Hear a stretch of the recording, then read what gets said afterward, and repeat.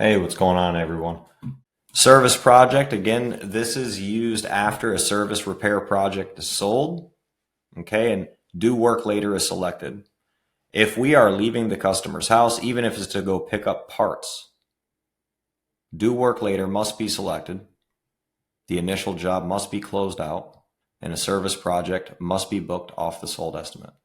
If the truck is leaving the customer's house, if the work is not being performed when you are then and there, you must complete the job before your van leaves, before your wheels roll off the customer's property. You need to complete that call, right? And then a service project would need to be booked for the return trip. That's in addition to any time where we have to order parts, any time that we are not doing the work then and there out of the service or maintenance job types, return visit would always be booked under a service project. Follow-up paperwork no sale. This should never be used to follow up with a customer to attempt a sale. Never, ever. There is no sale allowed on this job. This is only when the sales guy is going back out to complete paperwork.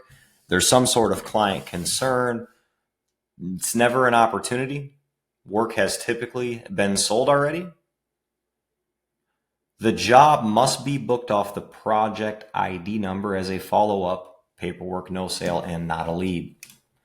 To give you an example of that, on this turnover job we just created, let's create some estimates real quick. Now the job is sold.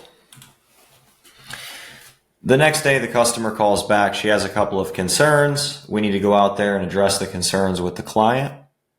We know there's not going to be a sale, and we don't want to count this as an opportunity against the technician. At this point, we would simply click on the project. This is very powerful, the project number. Anytime there's more than one job booked off of any type of other job, you create something called a project number. You're going to click on the project and you can see all jobs here for this specific project. So we have the initial demand and now we have the demand turnover.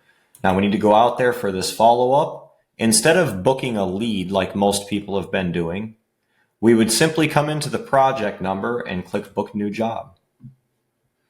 And that is when your follow-up paperwork would be booked. You would go out there, take care of your paperwork, move on as needed.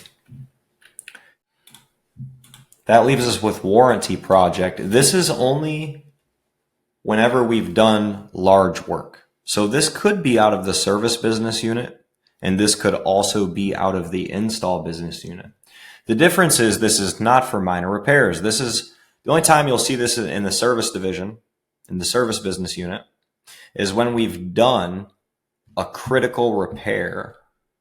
Do work later has been selected. These repairs are typically, $3,000 to $6,000 repairs, right? That's the only time this will be used in the service business unit. It'll never be used for minor repairs. It's not under warranty unless we've replaced a large item, okay? Hourly work, no warranty. This is going to be used to track time for anything where guys are typically paid hourly, or even if it's just to track driving. This is not training. If this is going to be attached to a job, it should always be attached to the project like we just went over, right? So you would book this job off of the project ID, right? So if we needed to run parts out to this job, just say we were out here installing it now. Let's get back to this project ID. We would go to the project like we just were, and the parts runner job would get his hourly work. This can also be used for drive times and other numerous items. It should never include sales. And if this is a technician returning to a job because the original installer or technician did not complete it correctly, it would typically be deducted from their said commission or bonus. Training. This is going to go in whatever business unit is responsible for training said employee. The job is always 8 hours. This leaves our install job types. This is only for production. These are super self-explanatory. We have an HVAC furnace or AC system only, full system only, ductwork only, ductwork and equipment. Now, to be clear, this is a 4-hour job, which is 8 sold hours. That's an install crew, half of day. Full system is a full day.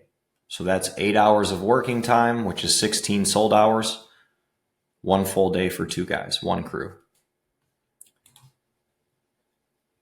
Ductwork is always going to be an 8-hour job. It's for just ductwork installs out of HVAC, ductwork and equipment here. That leaves us with plumbing install projects, electrical install projects, water heater install projects, and pool equipment install projects. Simply select for the install whatever division it falls under, and of course our specifics for HVAC. Day 2, day 3, day 4 revenue, we will dive into in a minute here.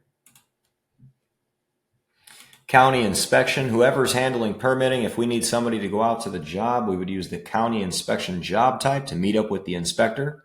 This should always be booked off of the installs project ID as a county inspection job. It should never be booked as a lead or a warranty. Last but not least, we have our admin business units. This is only for admin office purposes. And we have these job types. Whenever we have work that needs to be done internally at an office, it would be booked here. This is never used for customer work.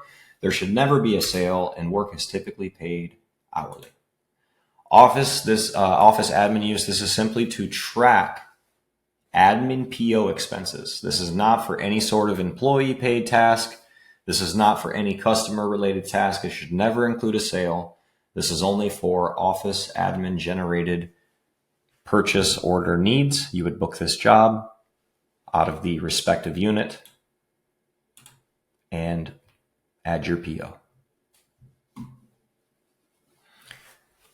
Multi-day jobs. Let's talk about that. Now, whether it's sold separately or whether it's sold together,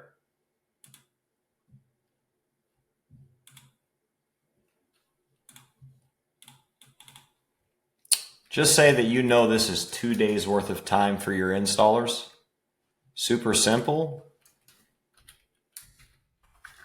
You are going to add a day 2 of project task, and you are going to chunk down your revenue.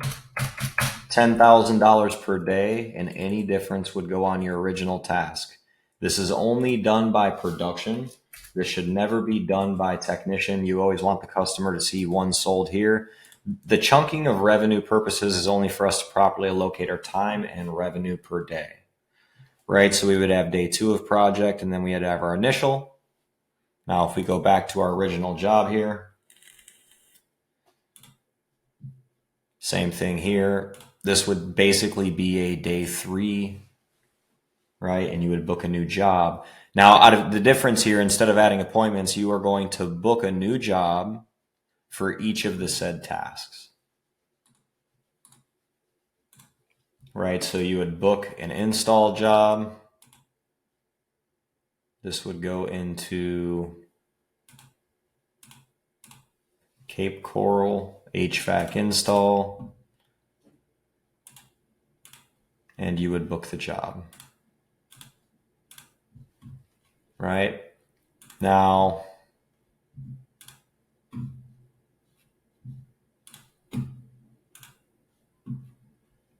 you would go back and you would book the same job type for day 2 after your revenue is chunked down. So depending on how the estimates are sold, always run off your follow-up tab in the production department. Make sure you properly allocate your revenue, $10,000 per day. If you have a sale that includes multiple tasks, you might not have to add multiple days. Whatever it is, make sure we properly allocate our revenue so we can properly measure towards our goal of $10,000 per install crew per day. If there's any questions about these job types, business units, or workflow, please feel free to let me know.